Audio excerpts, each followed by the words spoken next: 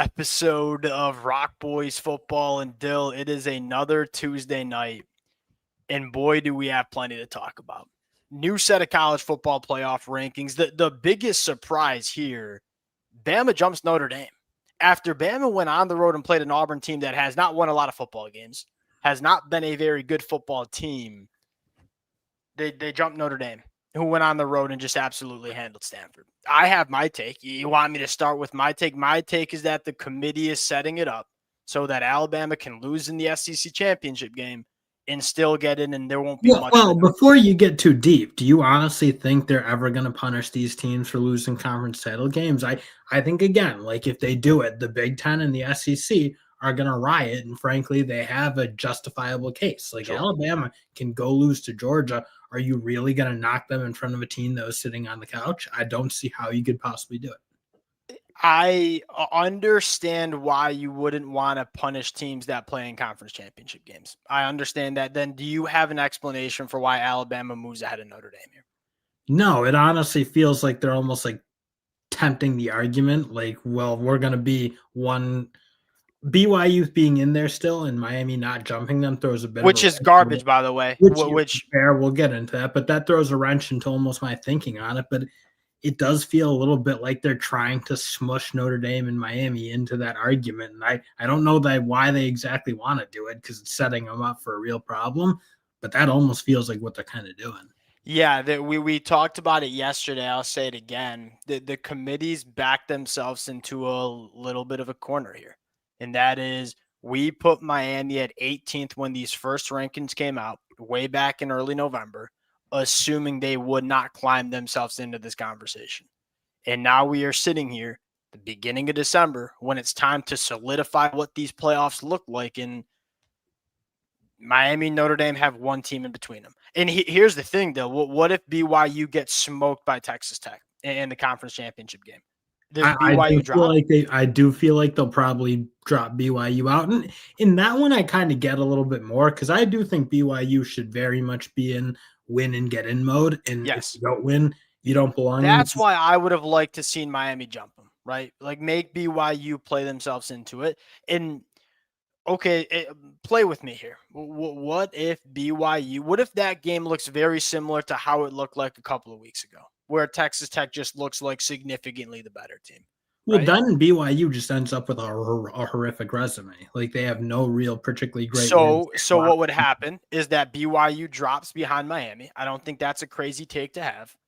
And then Miami and Notre Dame are right next to each other with Miami on the outside of the fence and Notre Dame on the inside of the fence. And you're setting yourself up for outrage. They'll, quite frankly, rightfully so, man. I agree. Right? I mean, here's the thing, and it makes me so mad to have this conversation because it inherently puts me in a place where I have to argue against Notre Dame. And I think Notre Dame's a playoff team, right?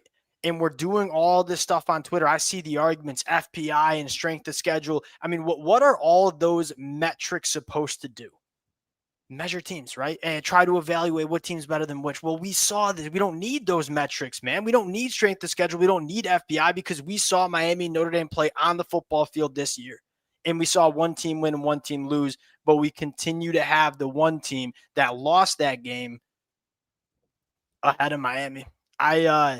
That's a puzzling one. Again, because there's really the resumes aren't that different at the end of the day. If you look and you stack them, like Notre Dame has better losses, let's say. Miami has better wins. I feel like those cancel themselves out. They mostly took care of business in the games they were supposed to take care of business from otherwise.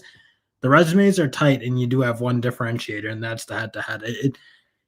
I can't believe they're like letting themselves do it because it's just allowing a very easy way to be outraged. And again, fair point for these Miami fans. It's kind of crazy. 100%. If I was a Miami fan, I would be writing letters to my representatives in town hall, and I'd be getting it sent up to the state. I don't blame them for being upset. This accurately depicts how I feel about these rankings, right?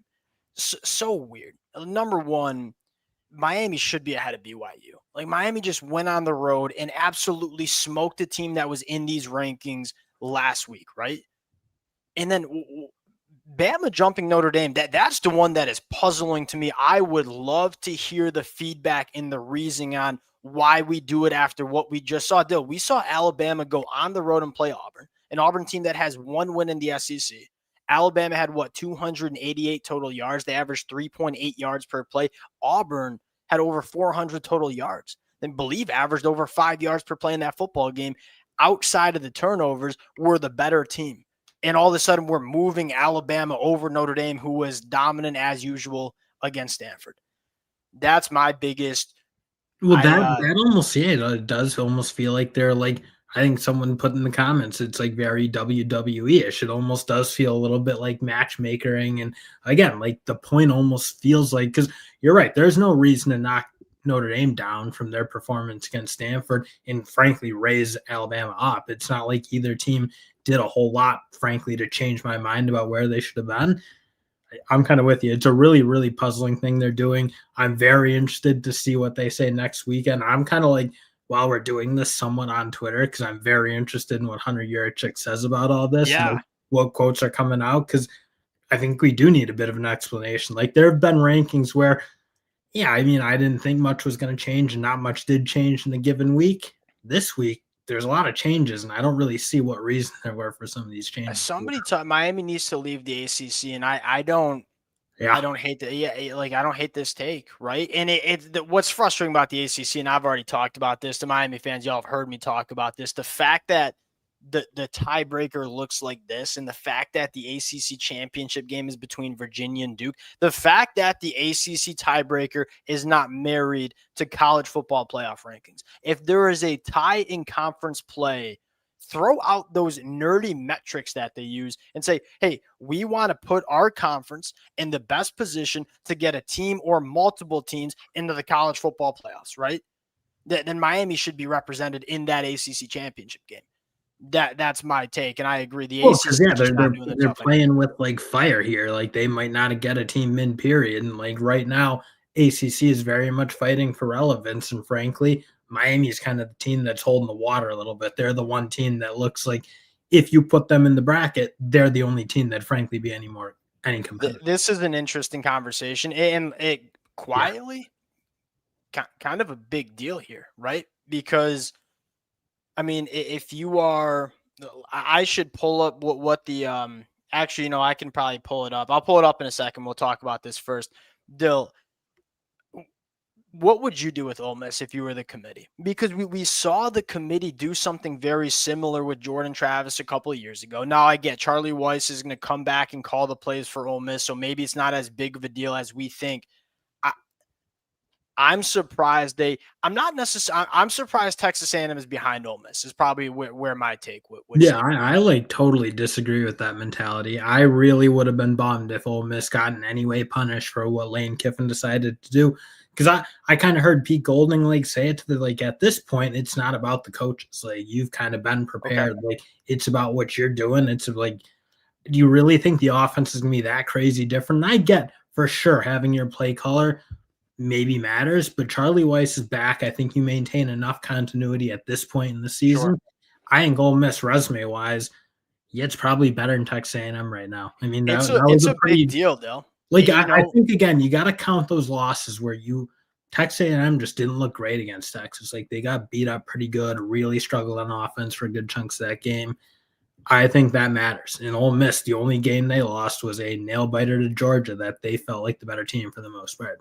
Yeah, I don't necessarily hate that argument. I will say this: it's a big deal, right? Because if you're Texas A&M, if you're the 7th seed right now, you would play host to what I think is a very good Notre Dame team. Yeah, that's the other conversation, Dill. That's the other conversation. Would the committee want that kind of rematch, man? Like, or would they just slide in Miami and say, "Hey, let's give Miami a chance to go on the road to College Station"? Because if you jump to the 6th seed, then you're hosting whoever wins the ACC championship game or a team like JMU. That 6-7 seeding is a very, very big deal. 100% agree, but I don't know. I think the way Ole Miss has played, to me, they deserve that spot. And again, A&M's a good team. I don't think they should have been nuked. And again, the seeding parts are always going to be a problem, frankly. And the seeding, it's going to be another. I agree with Brandon here in the sense that I do think Lane Kiffin and he's bringing over a couple of important staff members. I think Lane Kiffin matters, right? If it's a coach like Mario Cristobal, I don't know how much Mario Cristobal's presence on the field on game day matters to Miami. Like I made the joke a couple of weeks ago, and it might be true. Miami might benefit from not having Mario Cristobal on the sideline. That's not to say Mario Cristobal is not a really good football coach doing really good things, but Mario Cristobal is an in-game coach, ain't all that good. Lane Kiffin and his play calling and his offensive wizardry is one of the best in the game. Like to me, I think it impacts Ole Miss a little bit more than you probably, because Dale, you're using Pete Golden's argument. Like Pete Golden has some skin in the game there, pal. He does have skin in the game. Any other ways? I'm trying to look through the comments and talk about some of the things we've taught. Yeah, I believe. Yeah, it's a good point. Like I really don't understand exactly why but it does feel like they're setting up for something. Like I personally really disagree with the idea of bumping Alabama out for a loss. And I think the way Georgia's playing, I think there's a very good chance. And Alabama, frankly, they're not playing unbelievable ball towards the end of the stretch. Like, they're starting to like show some real cracks, but I don't know. A team like Miami is sitting at home watching the ACC championship game versus a team like Alabama that's going to go play Georgia. I just really don't love the idea of bumping them. So I get that this is, and we've had a blast talking about these playoff rankings. And my only frustrating part is that I do think there are some teams that really deserve a shot to go make a run to a national championship aren't going to get that opportunity.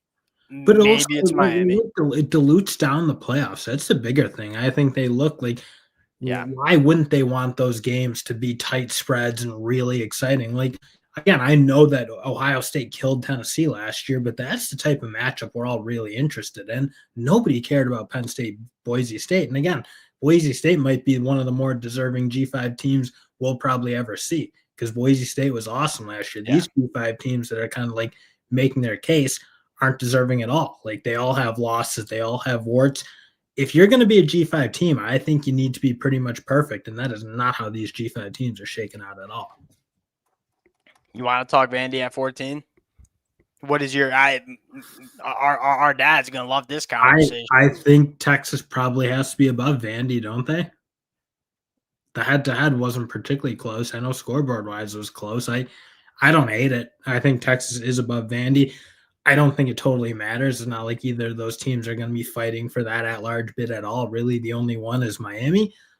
But I don't necessarily hate the idea. I do think Texas was the better team. They were. Does Vandy's resume not look very similar to Notre Dame's? Like Notre Dame, why is Notre Dame 10-2 in the playoffs? I will say maybe the way they lost handily in a sense, like the way it didn't look like wildly competitive in the Alabama or the Texas game. That's probably different than Notre Dame, who was ultra. Because I'm looking at Vanderbilt and say, okay, maybe it lacks although did they just make a statement going on the road to a Tennessee team that I think is actually pretty damn good and beat them by 3 scores. Vanderbilt Notre Dame's resume kind of similar, right? Because what's really bolstering Notre Dame up is, all right, their 2 losses are really good losses, right? One's to Miami and one's to Texas A&M, right? Well, Vanderbilt's, they go on the road and play Alabama and lose. That's a playoff team. They go on the road and play Texas, which is not a playoff team, but a damn good football team. They're kind of similar, right? I don't know if I love Vandy at 14. Again, I don't know if I'm going to bang the table for Vanderbilt to be. I would have them over Texas, even though they had to have. What? Well, doesn't that shoot your whole argument? No, I mean, Texas might have beat them in that particular game, but they have 3 losses, one of which is to a very bad Florida team. And then the eyeball of Texas, as good as they've looked in certain portions of the season, right? They looked pretty damn good in that Vanderbilt game. They looked good in the second half against Texas A&M. There have been a lot of times with Texas that they've looked just barely even a top 25 team, Dill. I mean, they go on the road and play Kentucky, should have lost that game. They go on the road and play Mississippi State, probably should have lost that game too, right? They have not felt like a playoff team long enough throughout 2025 for me to go to war for them, right?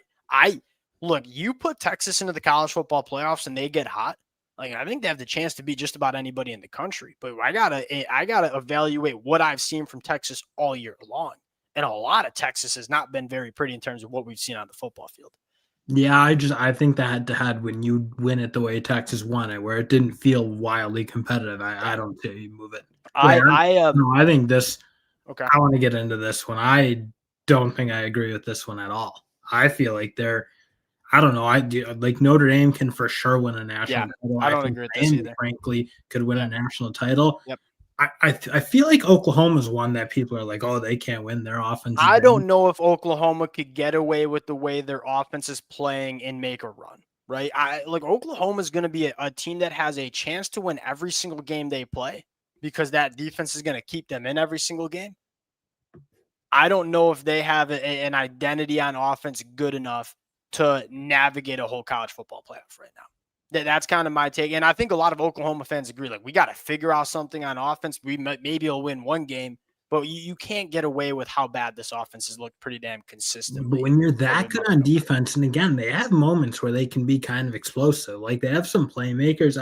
I totally disagree that Oklahoma's not in the mix. I think with like dominant defense that legit dominates football games at times and really elite special teams, I think again, like I don't feel like they're a honestly, I'd probably say Alabama feels like more of a threat because I just feel like game in, game out, I can count on them. Ole Miss more of a threat.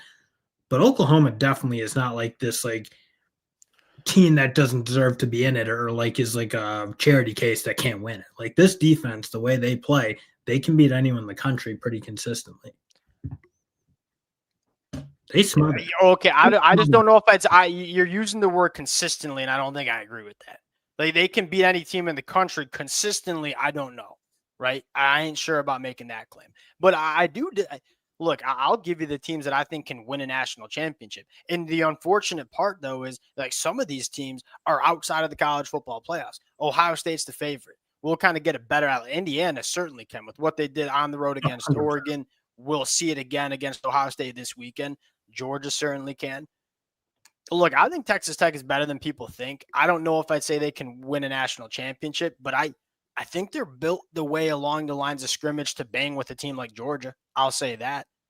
Oregon, look, I think if Dante Moore gets hot, Oregon certainly can. They can run the football against anybody. They have a quarterback that his ceiling when he's playing his best football is really, really good. They have a defense that statistically is a top 10 defense in the country comfortably. I'm not sure if Ole Miss consistently can. I don't know if their defense can come up with enough stops. Texas A&M can, I think. Not sure about Oklahoma. Alabama certainly can. Like, best version of Alabama, Ty Simpson playing good, I think they can. Notre Dame can. Miami can. Maybe even Texas can. I don't know if they're a consistent enough football team to make a run, but I think their best football can beat anybody in the country. This year, there are a lot of teams that I think would have shots if they get hot. And that's what it's about in the playoffs, right? Like, Ohio State at times, like against Michigan, did not look like a national championship team last year, but when they got hot, they made that run. There's a lot of teams that I think could. I wonder why OU is ahead of This Bama. is kind of a good point, I think. Like, this is like, Yeah, that's yeah, you want to great. point out some inconsistencies. This Yeah, is great, honestly, if my eyeball test great, tells me Alabama's great, probably the better team, but great yeah, stuff. you got to have to win on the road.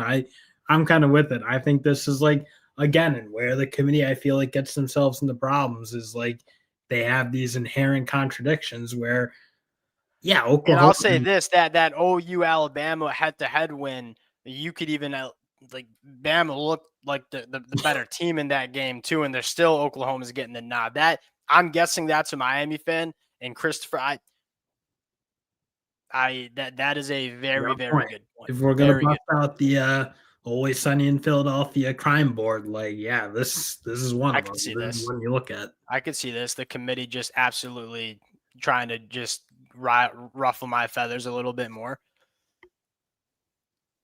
You think Texas will jump Miami?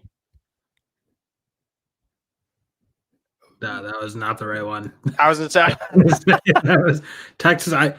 I think they're more trying to push Miami to like maintain a level of interest in next week's rankings. And frankly, if I'm a Miami fan, I feel like it's maybe dead, but like I don't know with what they just did. okay, let's talk about that. What's it need to look like if Miami's going to make that run?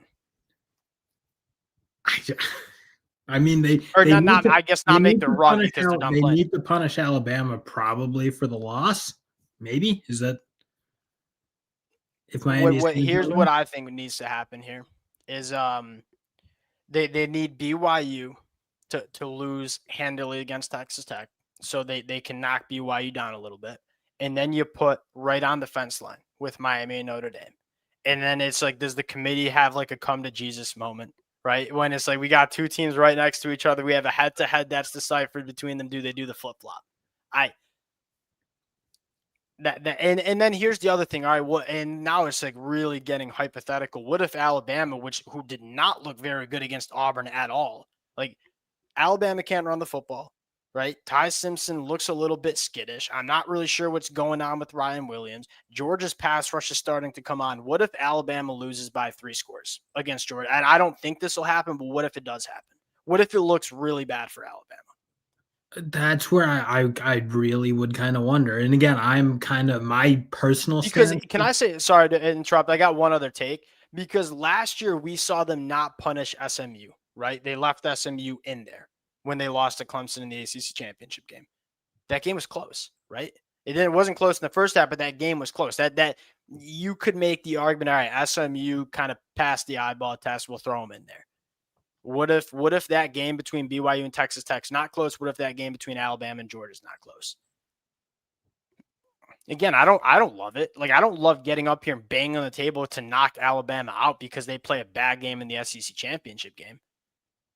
But that's probably where you have to look. No, I'd 100% agree. I think if they do it, then the SEC and the Big Ten might just shut their conference title games down and say we're not doing them anymore. So that's probably like the risk you sort of run a little bit.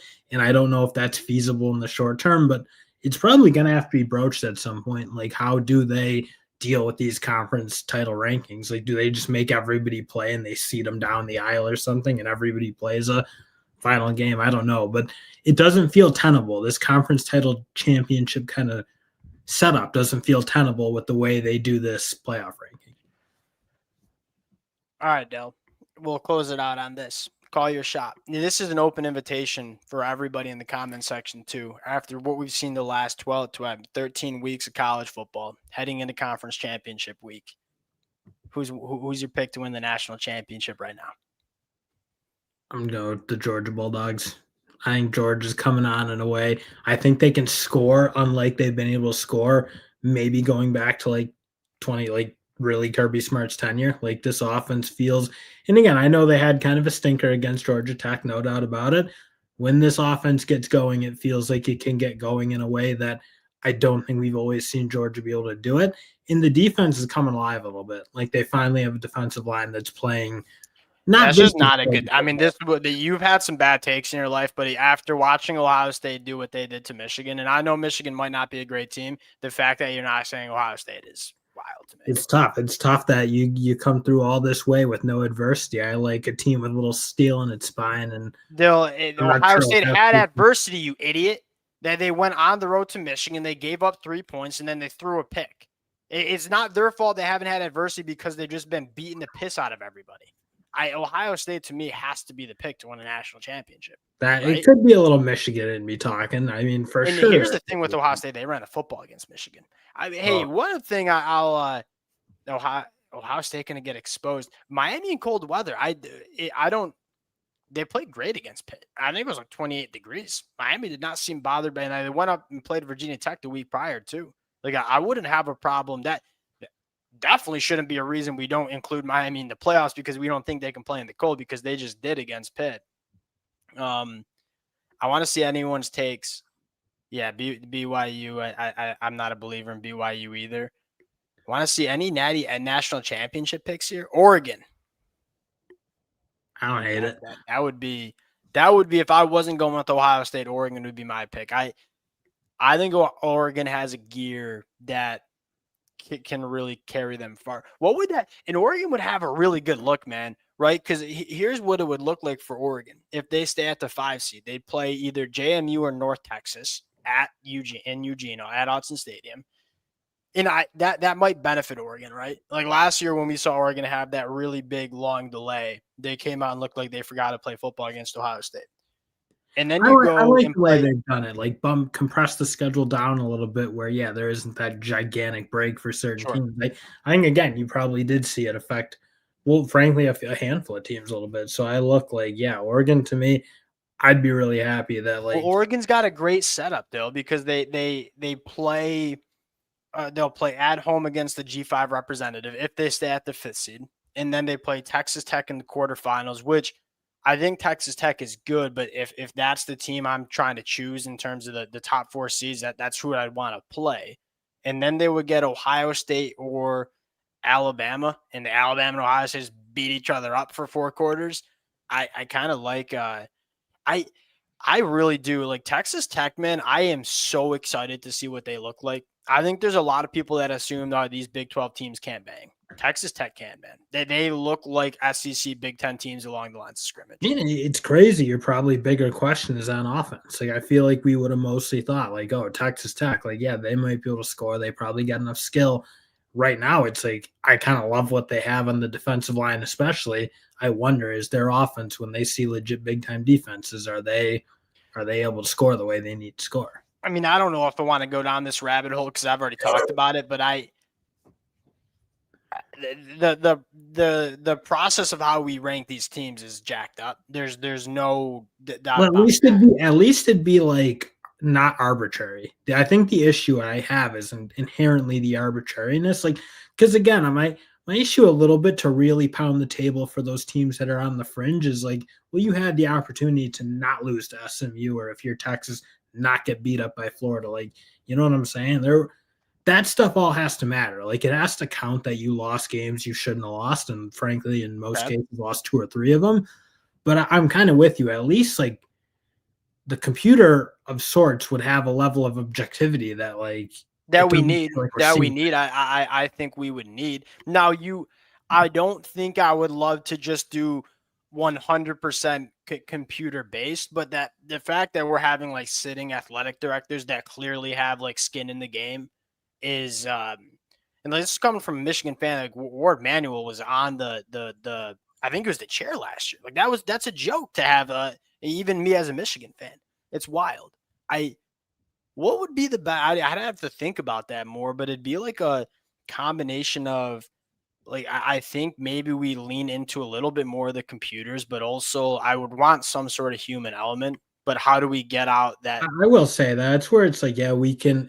It's almost like the issue people have with the coaches or the NCAA calendar. Like, you throw out all these reasons why it's so bad, but maybe you don't have some perfect solution. That's always going to be a little bit of the issue with it to an extent, because like everybody had the opportunity to take care of business. The teams like Ohio State, Indiana, Georgia, Oregon, Texas Tech, they kind of left no doubt. Maybe again, when you're sitting down there at like 8 through 10 or 8 through 15, maybe you left a degree of doubt that it's like, I mean, yeah, do I feel horrible for teams that have 2 losses and don't make the playoffs? Not necessarily, but like there's certainly those, like Miami having the head to head against Notre Dame and probably getting left out. Is this true? I couldn't fathom it would be. Although, oh, I'd have to look at the strength schedule. I don't know that I followed as close as I should. If that is true. Number one, I'd like to see the strength of schedule and like how they're doing that. But that would be very surprising. And if that is true, like hand up, I would have not thought that. And that is fair to tell me to STFU and know what I'm talking about. I was not aware that BYU has a better strength of schedule than. I mean, I look at Oregon. Like, what did Oregon just? I mean, they played Penn State on the road. They played Indiana. They went on the road to play Iowa. They played USC, and they went on the road to play Washington. And I think the majority of those teams, and this is just maybe my personal take, would be some of the better teams that we see in the Big 12. I look like, is Washington, they're a better team than Arizona State, right? Like, on a neutral site, they're the favorite team in that football game. Like, no doubt about it in my mind. With Jeff Sims, yeah, 100%. All right. Well, I'm trying to look if there's any other fun talking points before we tiebreaker game next week rematch. If this is hey, that'd be fun.